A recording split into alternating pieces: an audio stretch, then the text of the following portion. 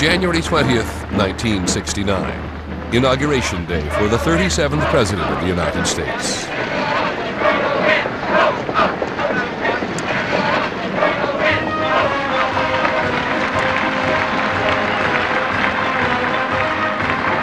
In these difficult years, America has suffered from a fever of words.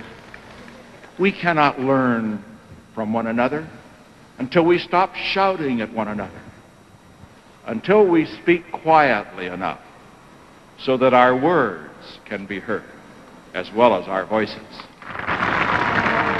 There were virtually two Americas when Richard Nixon took office, and they collided that day in the first major disruption of an inaugural ceremony in the history of the Republic. Eggs were thrown, obscenities were thrown, the placards were out there that were just awful. We were so torn apart that we couldn't even inaugurate a freely elected president with the dignity and the pomp and circumstance that such an occasion demands. It was really a terrible low point in American history. What I seen on newspapers and television, it was hard to believe.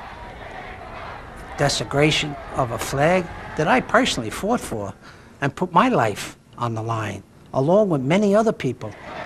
And here you are, carrying Kong flags. This really disturbed me to really bad, boiling points. He divided the public, and he was in some ways the worst possible leader that we could have had in the time of this great divisiveness, because that was Nixonian politics, to play to the divisiveness, to divide the body politic into them and we.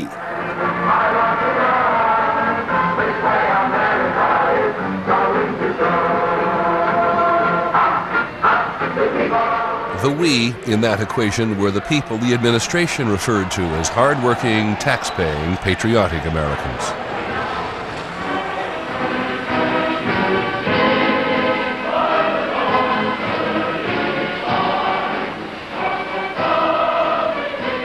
Their enemies, the them, were represented by the vociferous demonstrators who said they were patriots too, moved by conscience to oppose the war. In November of 1969, 700,000 of them came to Washington. I'm not sure, looking back, that going to a rally like this was going to make any difference, but that was a time where there was an electricity in the air. Everybody's soul was involved in it. Everybody's heart was involved in it. We felt that we had some input in the world, and we could change the world. There was a revolution going on, and we were all a part of it. I think the people were really fed up with that crowd by the time we went into office. I think that during the Nixon administration, Patrick Buchanan was a speechwriter for the president and the vice president.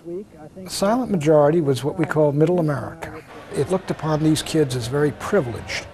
They were going to college, and then they were behaving like that when the other kids were in Vietnam doing their duty. So it was more a sense of disgust and fed upness. Spiro is our hero! Spiro is our hero! Spiro is our hero!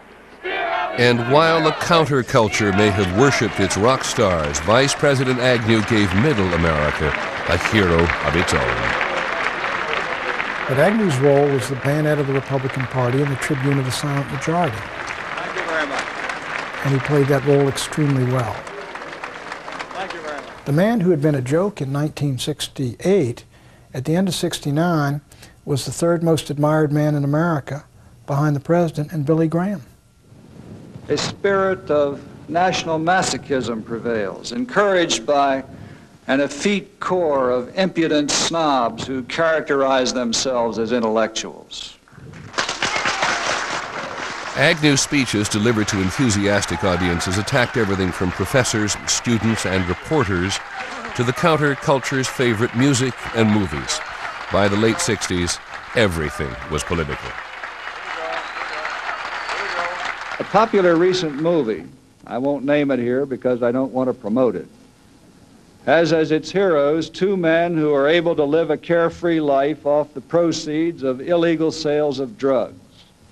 No sympathy is wasted on the wrecked lives of the people who bought their drugs or financed our heroes' easy ride.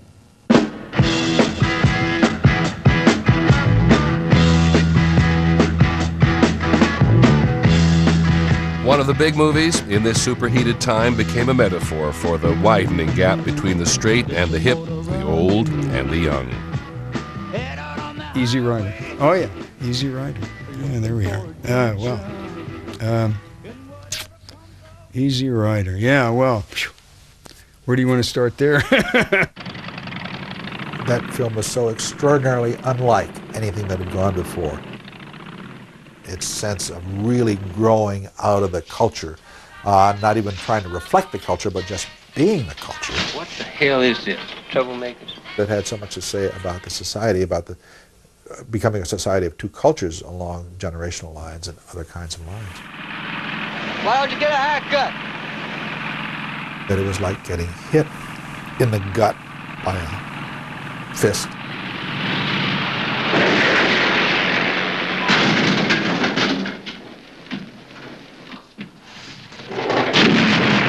My idea was basically to talk about America, talk about the problems, and at that time I felt that the country was going to explode. It wasn't going to, it was exploding, and it was really happening. As the 60s came to a close, the violent and deadly backlash in Easy Rider was an eerie foreshadowing of real events to come. Communication with somebody south again, push him north on a straw into us.